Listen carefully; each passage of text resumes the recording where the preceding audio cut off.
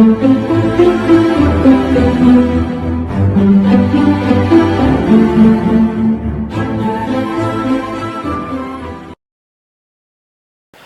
téléspectateurs de Amani TV, merci, c'est toujours un plaisir de vous retrouver. Merci de nous recevoir chez vous. Aujourd'hui, nous avons un entretien spécial avec le professeur Magaye Kassé.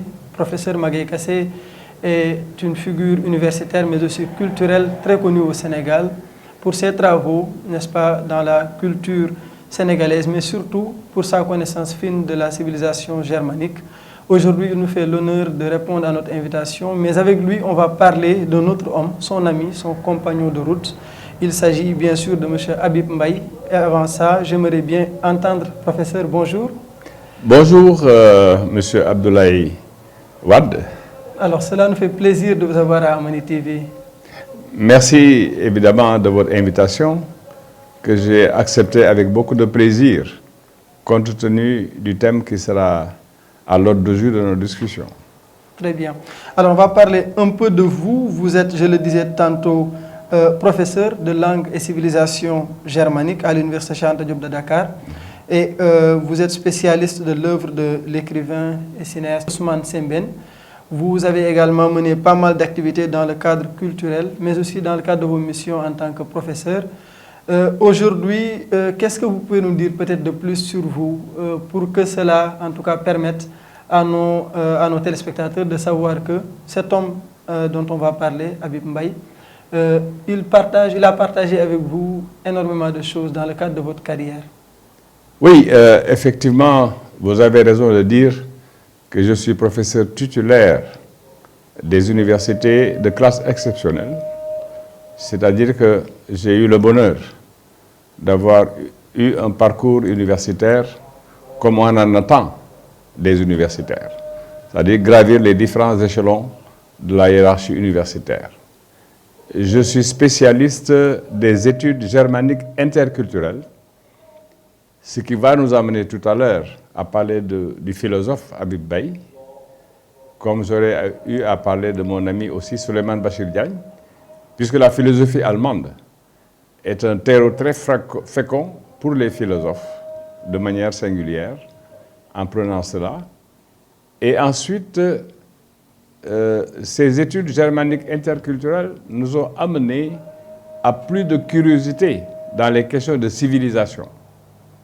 Évidemment, la civilisation allemande, mais au-delà de la civilisation allemande, tout le siècle des Lumières, toute la problématique de l'émergence et de la naissance d'une littérature nationale allemande au XVIIIe siècle, avec de très très grands penseurs comme Johann Wolfgang Goethe, que j'aime beaucoup citer, ou bien en nous intéressant au théâtre, comme le théâtre de Friedrich Schiller, comme je me suis intéressé plus tard au théâtre de Bertolt Brecht, dans des situations respectivement très complexes pour l'Allemagne et pour l'Europe et le monde. Et ça nous permet également de faire un clin d'œil à l'influence du géant de Weimar, Goethe, sur Léopold Sédar Senghor et toute sa philosophie de la négritude comme une réflexion qui l'a amené tout droit vers la civilisation de l'universel. Par ailleurs, je suis également critique d'art. J'ai été commissaire de la Biennale de l'art africain contemporain en 2008 et je suis également critique de cinéma, raison pour laquelle j'ai beaucoup côtoyé Ousmane Sembène.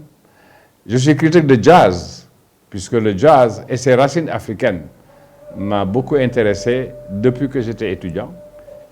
Et donc, cette approche pluridisciplinaire des sciences et interdisciplinaire, transdisciplinaire, me permet aujourd'hui de porter beaucoup de casquettes. Mais ce qui nous intéresse, c'est l'amitié. C'est la collaboration, c'est l'estime, c'est, disons, la douleur encore ressentie de la perte de quelqu'un qui était très cher. Il n'est pas le seul d'ailleurs. Dans le cas de figure, Sémou Pathé Gueye en fait partie.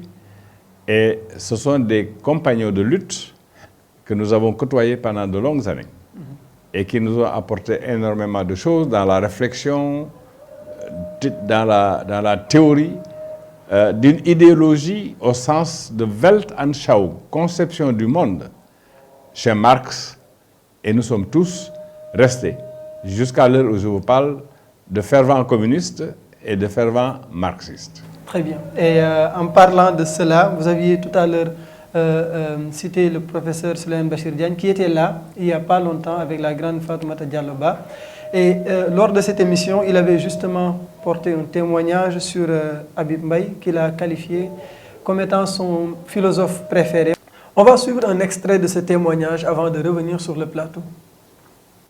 Et je voudrais également dire à quel point l'évocation que vous avez faite de Anta Germaine Gaye qui aurait voulu être là m'a ému. Parce qu'évidemment, j'ai tout de suite pensé à mon philosophe préféré, qui était mon meilleur ami, qui était son mari, Habib Mbaye. Et mon épouse Mariam me rappelait tout à l'heure d'ailleurs que ça fait 30 ans qu'il a été rappelé à Dieu, qui correspond au festival de jazz de Saint-Louis, et la période où il est parti, où il nous a quittés, où il a été rappelé à Dieu il y a 30 ans. Depuis cette fois-là, je n'ai pas encore mis les pieds au festival de jazz de Saint-Louis. Il va falloir que je fasse l'effort d'y aller pour quelque peu lever le poids que cela représente pour moi de m'y retrouver sans Habib. Merci beaucoup. C'était donc le professeur Souleymane Bachir Diagne. Il parlait du philosophe Habib Mbaye, qui était votre ami, camarade et compagnon de route. Déjà, j'ai envie de vous poser une première question sur lui. Comment est-ce que vous vous êtes connu? J'ai connu Habib Mbaye à un moment où, ayant eu le baccalauréat, je suis allé faire les classes préparatoires. Et non pas par hasard, mais par décision personnelle, j'ai atterri avec un autre camarade au lycée Potier, à Orléans, où était aussi étudiant Sémou Pathé Gaye, qui nous a accueillis dans un cercle d'intellectuels jeunes, extrêmement dynamiques, curieux, et qui aimaient beaucoup suivre l'actualité du monde. Et donc, ayant baigné dans cette atmosphère, c'est tout naturellement que Sémou Pathé Gaye nous a proposé, au-delà de notre appartenance à l'Association des étudiants sénégalais en France et à la Fédération des étudiants d'Afrique noire en France, l'ASF et la FEANF, nous étions donc des militants, disons, de ces deux associations, évidemment, dont le créneau était l'anticolonialisme, l'anti-impérialisme et l'anti-néocolonialisme. Vous voyez donc, les dés étaient jetés. Ouais.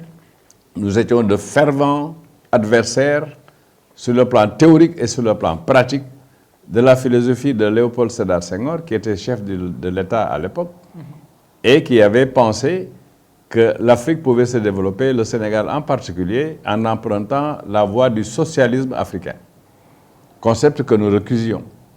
Donc nous avons passé beaucoup d'années à nous battre contre la négritude. Et donc, naturellement, quand Sémou m'a demandé si j'avais envie d'aller plus loin que l'Association des étudiants sénégalais en France, en intégrant le Parti africain de l'indépendance et son mouvement des jeunes et des étudiants, qui était le mouvement des étudiants du PAI. J'ai dit, je suis intéressé, et il m'a donné à lire en une nuit le rapport d'expérience du PAI, qui avait vu le départ de Majmoud Diop du PAI et son remplacement par Seydou Sissoko, parti qui était dans la clandestinité, puisqu'il a été interdit après les événements de 1960 à Saint-Louis. Et donc j'ai lu ce document volumineux, intéressant, et le lendemain j'ai dit, je prends ma carte au MEPAI, comme on disait à l'époque, au PAI. Et c'est là que j'ai connu Sémou, révolutionnaire, étudiant révolutionnaire, philosophe déjà, brillantissime, puisqu'il l'était déjà au lycée, et que la première fois que j'ai assisté à une réunion du parti en France, j'ai rencontré Habib Mbaye. Évidemment, le courant est passé très vite, d'une part parce que nous étions tous dans le même parti, Et deuxièmement, parce que d'un point de vue sympathique et empathique, il n'y avait rien qui s'opposait à ce qu'on fume, tous les deux, des compagnons et des amis. C'est comme ça que j'ai connu Habib Mbaye. Et dans la même foulée, nous participions chaque année à la fête de l'humanité, qui était la fête du Parti communiste français. Et dans la même foulée également, j'ai connu dans le parti et dans le syndicat, enfin dans l'association des étudiants sénégalais en France, Serigne Mansour Sy Djamil. Et c'est là que j'ai connu aussi d'autres figures du landerneau politique sénégalais comme Abdourahim Agne, qui était un fervent défenseur de Marx et de Lénine à l'époque. Et donc nous constituions... Le professeur Sakhir Thiam, bien entendu, qui était assistant à Dauphine. Et c'est lui d'ailleurs qui nous a ouvert la porte, puisque nous étions dans la clandestinité du lieu où se tenait la réunion du parti. Donc c'était aussi une complicité dans la clandestinité, c'était une complicité dans la recherche de la vérité, par la lecture des classiques du marxisme, de Lénine, jusqu'à Trotsky d'ailleurs, que nous combattions, jusqu'à Mao Tse-tung. C'était une période d'éclosion intellectuelle extraordinaire. Les non-sachants ne pouvaient pas participer au débat dans l'association des étudiants sénégalais en France. Pourquoi? Pourquoi? Parce qu'il fallait savoir, il fallait avoir lu, il fallait avoir maîtrisé, et il fallait faire des citations dont on demandait tout le temps à l'association des étudiants sénégalais en France pendant le congrès, quel tome, si c'était Lénine, quel tome si c'était Marx, quelle page. Et les gens venaient avec des ouvrages. Je me souviens d'un congrès au cours duquel nous avons débattu pendant toute la nuit pour savoir si l'Algérie était socialiste ou pas. Nous étions de fervents adeptes de la lutte de libération. Nous avions soutenu le PAIGC versus le soutien de Senghor comment s'appelle, à la politique des Portugais en Guinée-Bissau.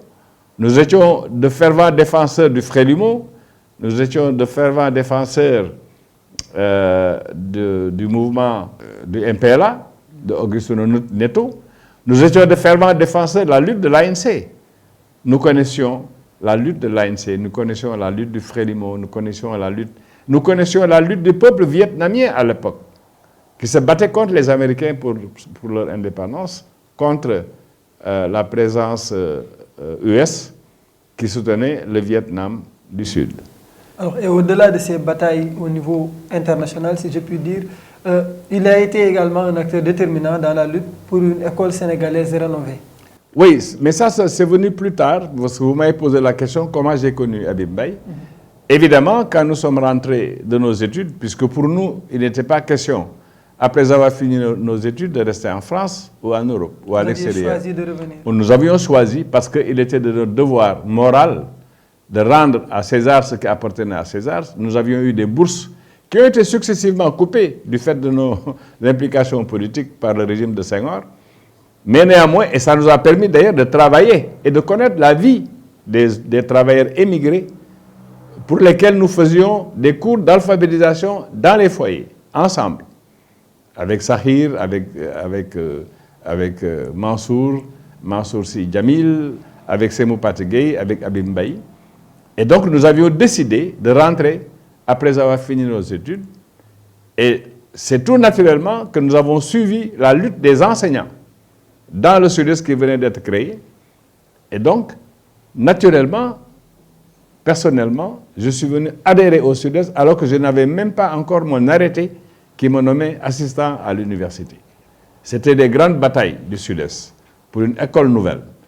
Non pas l'école nouvelle à la Iba Der Thiam, mais l'école nouvelle que nous voulions, une école nationale, démocratique et populaire. Qu'est-ce qui fait la différence exactement? La différence, c'est qu'après, il a créé son école nouvelle, après avoir été appelé pendant les États généraux que nous avons suscités, nous, Sud-Est, pour que le gouvernement accepte enfin de discuter des questions de l'école.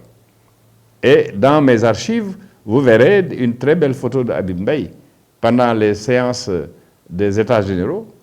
Et Abdou Diouf a dû dépêcher Iba Der Thiam depuis l'UNESCO pour venir contrer. Alors que lui, il était syndicaliste. Il a fait le SUEL, il a fait le CES, il a fait tous les mouvements syndicaux du Sénégal, mais à un moment donné, il a choisi une autre voie avec son ami Kader Fall, qui était aussi membre du PAI à l'époque. Donc, il y a eu un mélange de gens qui n'étaient pas du tout de la même obédience in fine. Et nous avons participé aux États généraux et nous avons proposé ce qu'on a appelé la Commission nationale de réforme de l'éducation et de la formation.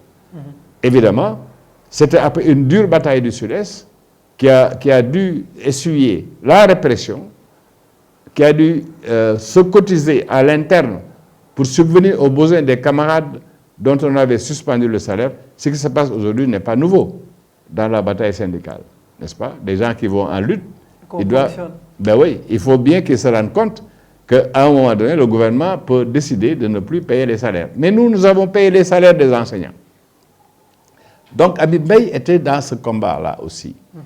Et nous avons continué avec Sémou dans le Sud-Est, y compris d'ailleurs pour implanter le Sud-Est à l'université. Puisque le Sud-Est étant unitaire, syndicat unique et démocratique des enseignants du Sénégal à l'époque, maintenant c'est syndicat unitaire et démocratique des enseignants du Sénégal, mais à l'époque, c'était aussi une bataille à mener pour non pas que le syndicat soit une courroie de transmission des partis de gauche, puisque c'était ça la tradition, mais que ce soit un syndicat démocratique où toutes les opinions étaient représentées et où les enseignants décidaient librement de l'orientation de leur syndicat. Et Habib Beye a été de ces combats-là. Alors, et il a été également, à un moment donné, il dispensait des cours de politique et de philosophie. Oui, c'est-à-dire que Habib Beye, étant à l'époque pas encore à l'école normale supérieure, mais dans le secondaire, et que nous avions créé au niveau du parti l'Union de la jeunesse démocratique Albouri Ndiaye, UJDAN, qui avait son siège à Castor et qui rassemblait les élèves qui étaient en troisième ou en première et en terminale pour leur donner des cours de soutien. Et Habib Beye était de cela. En même temps que Mary Teuw Niane, qui était membre de notre parti à l'époque et qui dispensait des cours de mathématiques, qui a même créé les Olympiades de mathématiques. Notre parti était et toujours un parti d'intellectuels qui pense que le savoir et la connaissance sont indispensables pour mener une lutte révolutionnaire. Évidemment, la révolution n'est pas une route toute droite, elle est sinueuse, elle est escarpée, elle a des hauts et des bas, des sortes de creux. Mais Habib était de cela. Il a dispensé des cours gratuitement, généreusement, et avec beaucoup d'humour, parce que c'est ça aussi qu'il faut souligner. Habib Beye était un grand pédagogue. Il faisait de l'enseignement et de l'apprentissage un acte de plaisir. C'est-à-dire que tant que l'apprenant n'apprend pas parce qu'il a envie d'apprendre, il y a de fortes chances que le savoir et la connaissance ne rentrent pas de manière automatique dans sa tête. Il faut l'intéresser à la chose. Et c'est valable à tous les niveaux du système éducatif jusqu'au supérieur. Il faut que l'enseignant soit un bon pédagogue et Habib était un très, très, très, très bon pédagogue. Alors, il était contre l'idéologie socialiste, à côté d'autres. Vous avez cité tantôt Sémou Pathé Gaye, vous parlez également de Ahmed Dansokho et énormément d'autres. Est-ce que vous pouvez juste revenir sur cet aspect-là, le fait, comment est-ce qu'il a matérialisé son opposition à l'idéologie socialiste? Comment il et comment nous avons matérialisé notre opposition à l'idéologie socialiste? D'abord dans les publications, dans les déclarations, dans le travail que le parti menait au sein de la classe ouvrière. Puisque de 68 jusqu'à l'avènement du PIT, et même au-delà, nous avions l'habitude de fréquenter des travailleurs et de les accompagner dans leur lutte par des déclarations, et nous participions toujours au 1er mai à côté des travailleurs, jusqu'à sa mort, jusqu'à ce que physiquement il ne puisse plus le faire. Ahmed Dansokho était toujours à la tête avec les dirigeants syndicaux. Nous étions à l'UNTS à l'époque, nous étions à la CNTS, nous sommes toujours dans les centrales syndicales. C'est une manière de matérialiser notre ligne idéologique, parti des travailleurs, n'est-ce pas? D'ailleurs, nous sommes passés de PAI, puisqu'il y avait la confusion avec le PAI de Majmoud Diop, en 81 pour devenir parti de l'indépendance et du travail. Si nous sommes partis du travail, nous sommes également un parti qui est aux côtés de la lutte des travailleurs. Première chose. Deuxième chose, il nous fallait connaître de manière théorique les voies de développement. Étudiants, nous avons beaucoup discuté sur les différentes voies de développement possibles. La voie asiatique, d'autres voies, la voie du socialisme africain, qui n'avait de socialisme que ce que Senghor voulait bien en faire avec Julius Nyerere en Tanzanie. Nous avons croisé le fer avec Senghor sur le plan théorique. Parce que Senghor avait lu Marx comme nous avions lu Marx. Et dans ces libertés, liberté 1, liberté 2, liberté 3 jusqu'à liberté 5, il faisait référence beaucoup à la philosophie allemande. Ça nous amène au germaniste que je suis. Il nous ramenait également au romantisme allemand, ce qui nous ramène également aux études germaniques.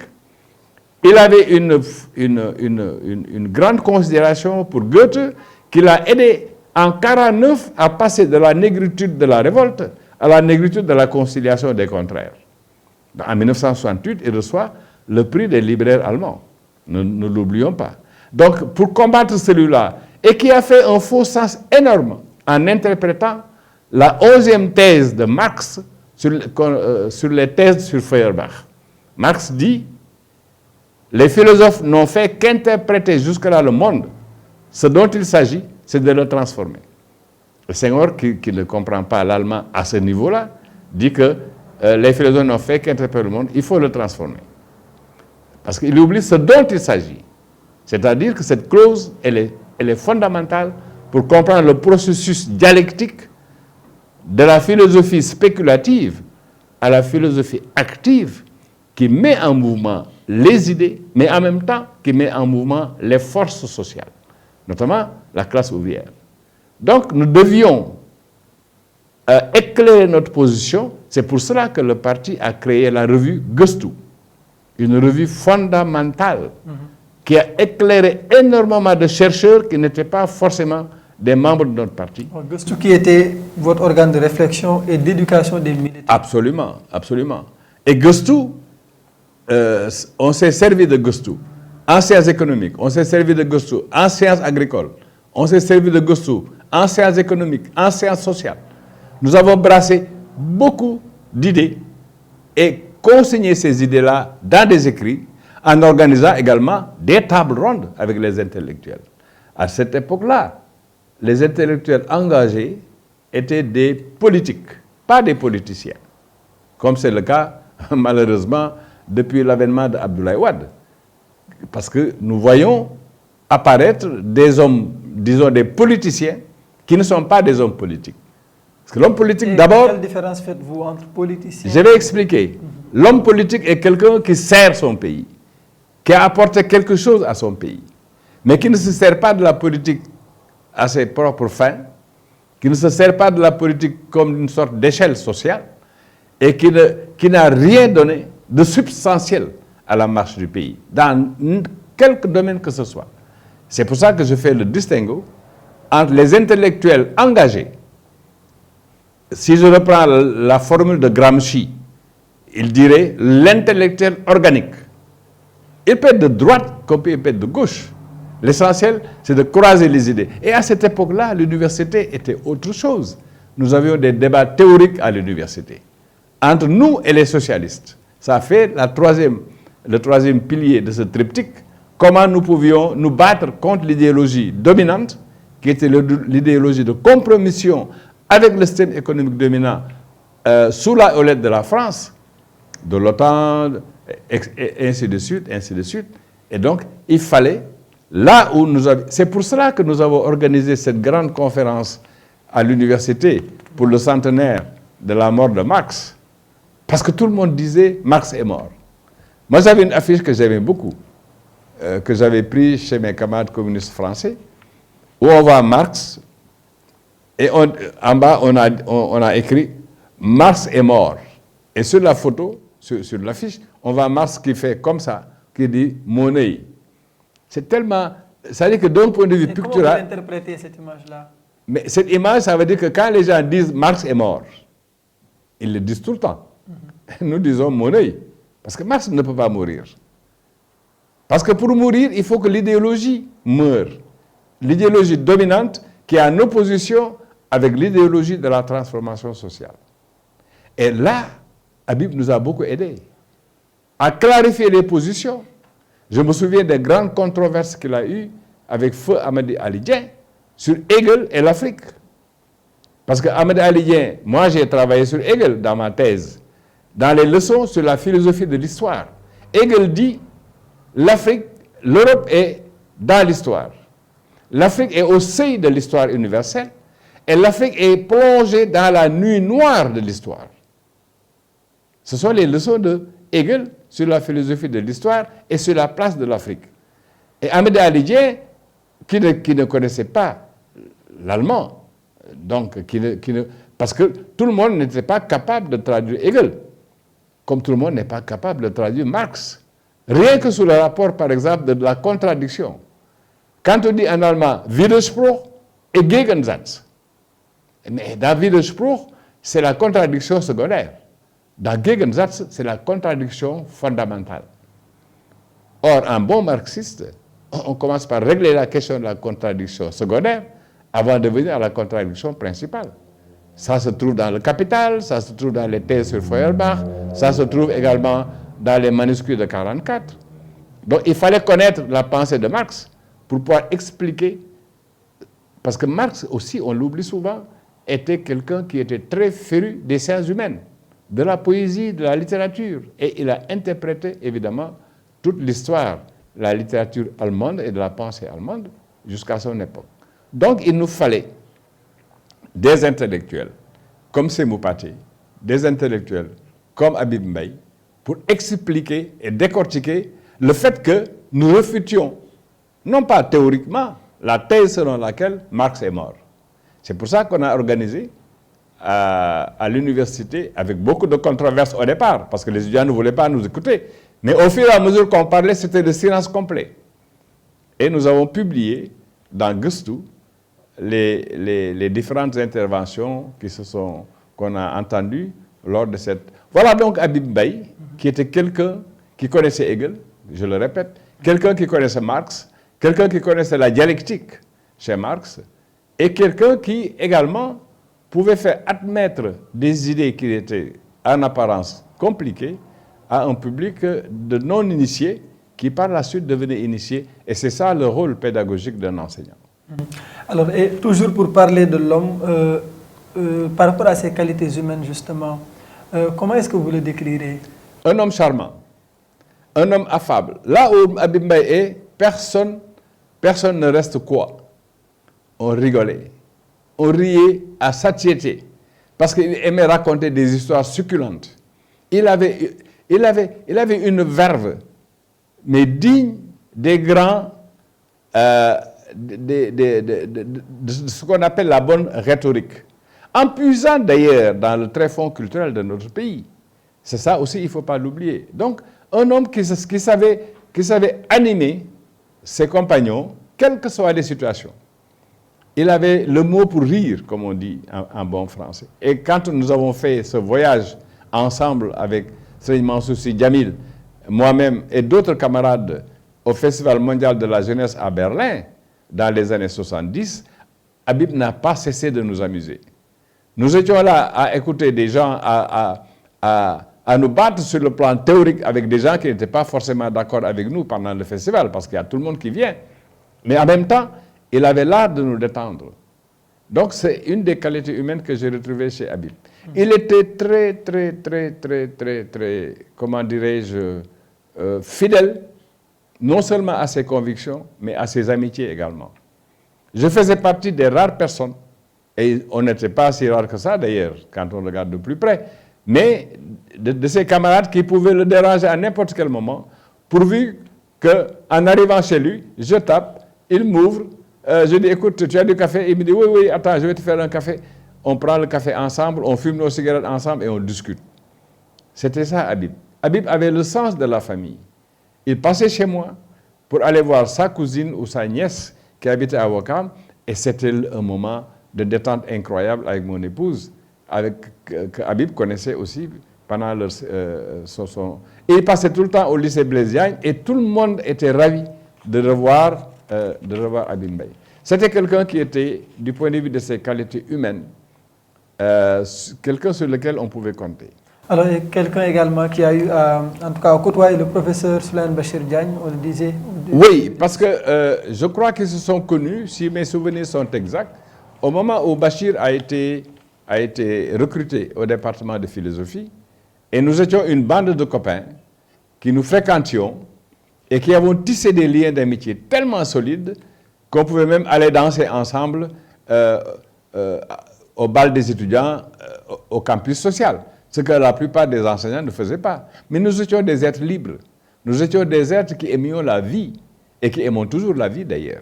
Nous étions des êtres qui avions un rapport très, très, très étroit avec les étudiants. Vous verrez sur les photos que je vous ai données, des conférences que les étudiants ont organisées et que nous avons animées avec eux, où il y avait Souleymane Bachir Diagne, il y avait Habib Mbaye, et il y avait également deux de nos amis, malheureusement très tôt disparus, Aminata Diaw Cissé, qui a travaillé après au CODESRIA, d'une intelligence extraordinaire, d'une finesse d'esprit, et qui faisait qu'elle était aussi du groupe, n'est-ce pas? Nous étions un cercle comme des historiens, comme le professeur Ibnou Diagne, qui était aussi un parent de Souleymane Bachir Diagne, et qui a été pendant de longues années mon voisin, là où nous avons habité, et nous formions ce groupe de gens qui n'avaient pas forcément tous les mêmes idées sur toutes les choses, mais qui avaient au moins en commun, l'amour de la science,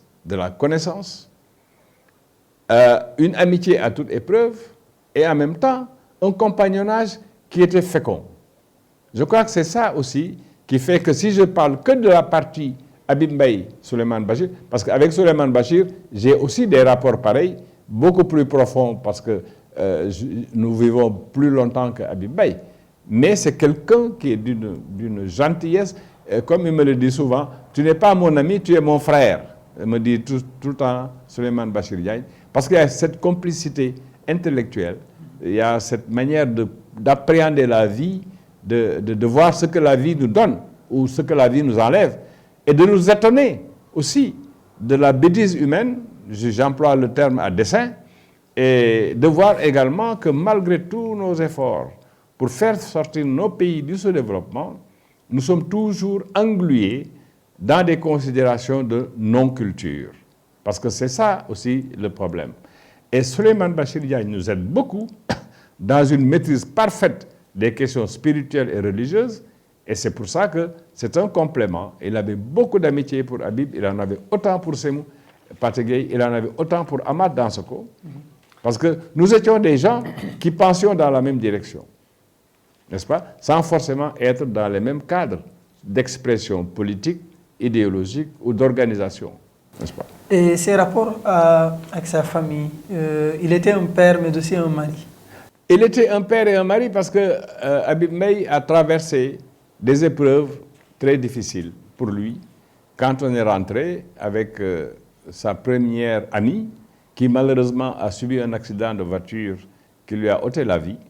Et nous avions eu très très très peur à l'époque pour Habib parce que nous savions qu'il n'avait qu'un seul cœur, Habib Mbaye, malgré le fait qu'il ait beaucoup fumé. Mais ça ne le dérangeait pas et ça ne l'empêchait pas de vivre non plus. Ndeye Diop, pour la nommer, est décédé brutalement et très tôt. Et quand il a rencontré son épouse qui lui a donné ses enfants, Anta Germaine Gaye, qu'il m'a présenté pour la première fois à Dakar, j'ai senti tout de suite que c'était celle-là qui allait de pair avec Habib Mbaye. Et ça ne s'est pas, le contraire ne s'est pas passé du tout. C'est plutôt l'affirmation d'un amour extraordinaire, d'un amour sans limite, dans les conditions que nous avions à l'époque, qu'ils se sont créés eux-mêmes, pour que, je pense que si on devait écrire sur les rapports de couple distendus de nos jours et dont beaucoup de femmes se plaignent, on pourrait donner en exemple ce couple-là, tellement ils étaient soudés, tellement il y avait une connivence, une complicité intellectuelle et artistique aussi, ne faut pas l'oublier, parce qu'Anta Germaine Gaye, on ne la présente plus dans les arts plastiques, on ne la présente plus dans la créativité, on ne la présente plus dans ce qu'elle a inventé en renouvelant le genre, la peinture sous verre, n'est-ce pas? Et tous les hommages qu'elle a reçus ne sont au fond que des hommages mérités. Donc ce compagnonnage qui a produit un couple, on ne pouvait pas avoir l'un sans voir l'autre, et qui a produit des enfants tellement beaux, tellement intelligents, de l'intelligence à la fois de leur père et de leur maman. Je dis que Habib est parti, mais il nous a laissé un trésor. Il nous a laissé un trésor que Anta Germaine Gaye n'a fait que fructifier. C'est-à-dire que quand on perd son mari avec des enfants très jeunes, on a une responsabilité énorme qui pèse sur les épaules.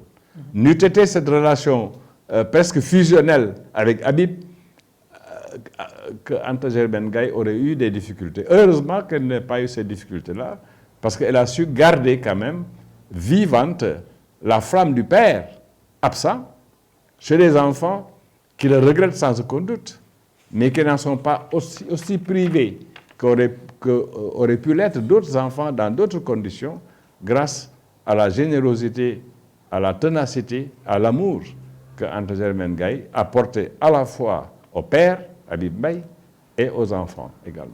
Alors, professeur Magaye Kassé, on est bientôt au terme de cette émission, mais avant cela, quand on regarde tout ce que vous avez dit sur Habib Mbaye, aujourd'hui, selon vous, quel est le message, n'est-ce pas, qu'on doit tirer de sa vie et de ses réalisations, de ses luttes et de ses combats? Je dirais les messages qu'il nous laisse explicitement et implicitement, explicitement à travers ses écrits, c'est-à-dire nous incitant à davantage de connaissances, à davantage de savoir, à davantage d'humilité également. Habib peut passer ici, comme Souleymane Bachir peut passer là.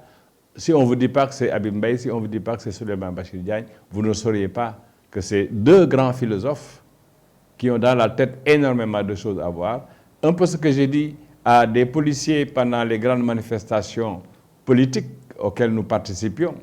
Je disais que j'étais avec un ami, un camarade, qui était le seul Africain spécialiste de Boeing et qui était de notre parti et qui manifestait avec nous. J'ai dit au commissaire de police sur la place de l'Indépendance, si vous le cassez la tête, vous allez priver l'Afrique d'une grande tête.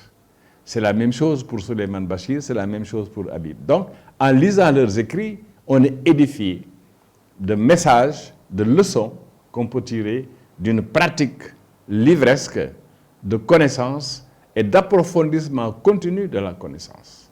Le deuxième message qu'il nous laisse, c'est l'humilité, j'en ai parlé tout à l'heure, c'est l'amitié également, c'est l'engagement aussi.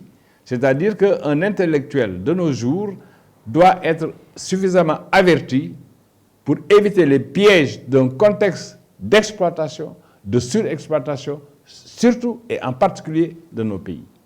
Nous sommes trop souvent le jouet de forces obscures de toute obédience spirituelle, religieuse, économique, idéologique. Si nous n'avons pas le savoir nécessaire pour nous prémunir de cela, mais nous sommes perdus, n'est-ce pas? Ça, c'est un message qui nous laisse également l'engagement et en même temps, ne pas se servir, mais servir le pays. C'est la dynamique que nous avons enclenchée quand, dans le syndicat, le Sud-Est, nous disions la lutte pour une école de qualité avant la lutte pour la revalorisation de la fonction enseignante. Parce que sans école, il n'y a pas d'enseignants.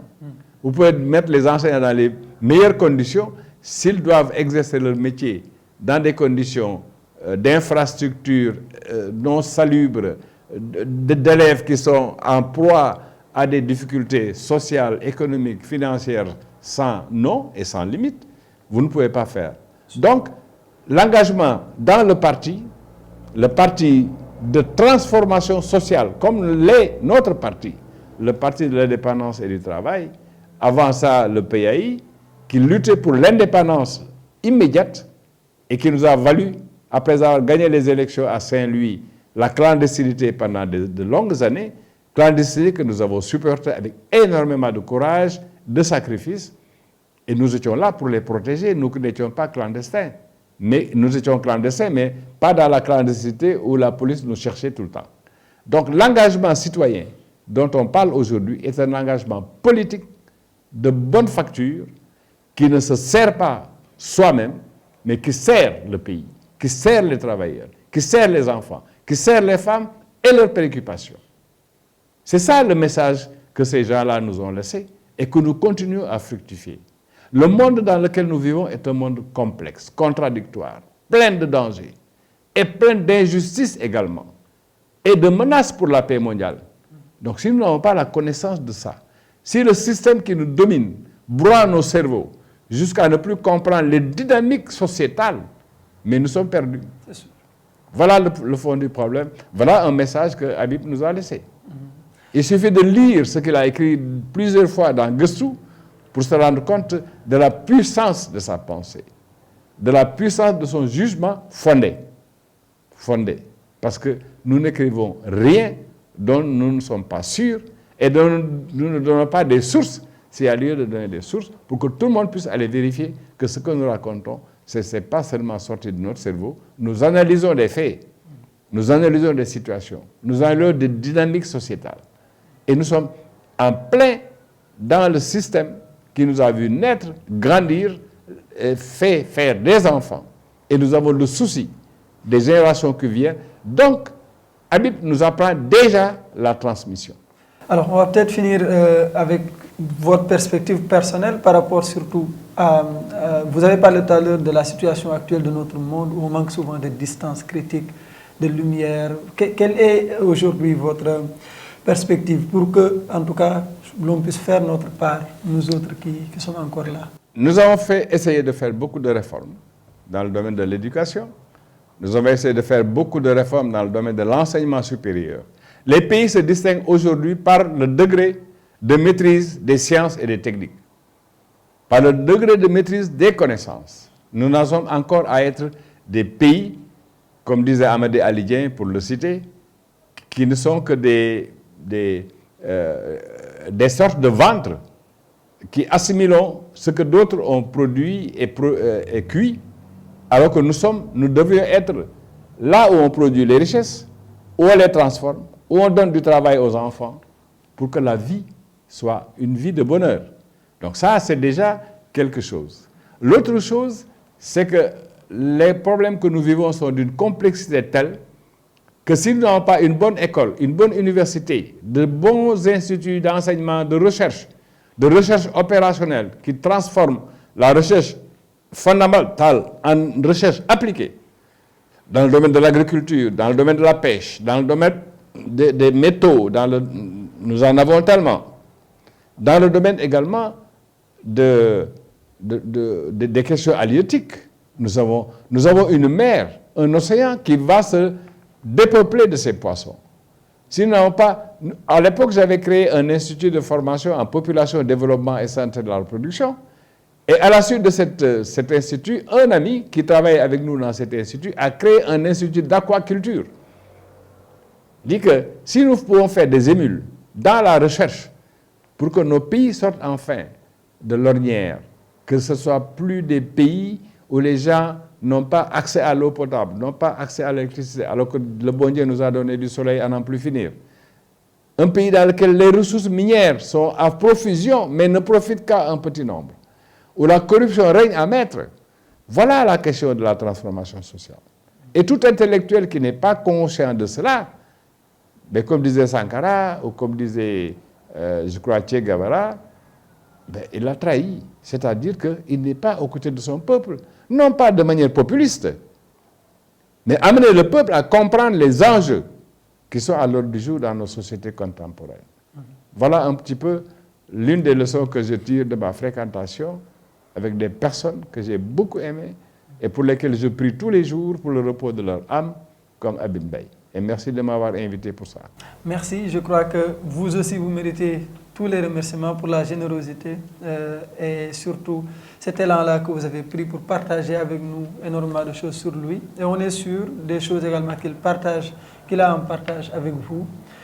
Merci beaucoup. C'est peut-être la fin de cette émission. On espère en avoir d'autres où vous pourrez peut-être, pourquoi pas, éclairer davantage les cerveaux. Merci beaucoup, professeur. Je voudrais en profiter pour saluer Fatimata Diallo Ba, qui a été des vôtres, il n'y a pas si longtemps, une femme pour laquelle j'ai énormément d'admiration, de par ses connaissances, de par sa sensibilité de femme, et de par aussi ses écrits romancières hors pair, de par ses connaissances et de par son style qui prête beaucoup à réfléchir de nos jours où la maîtrise du français est devenue un problème fondamental. Je tiens à la saluer quand même parce qu'elle m'a parlé de vous et de votre télévision. Merci beaucoup, ça fait plaisir. Merci également à vous, amis téléspectateurs, d'avoir suivi cette émission. On vous donne rendez-vous à très bientôt sur Amani TV, la chaîne de l'Afrique.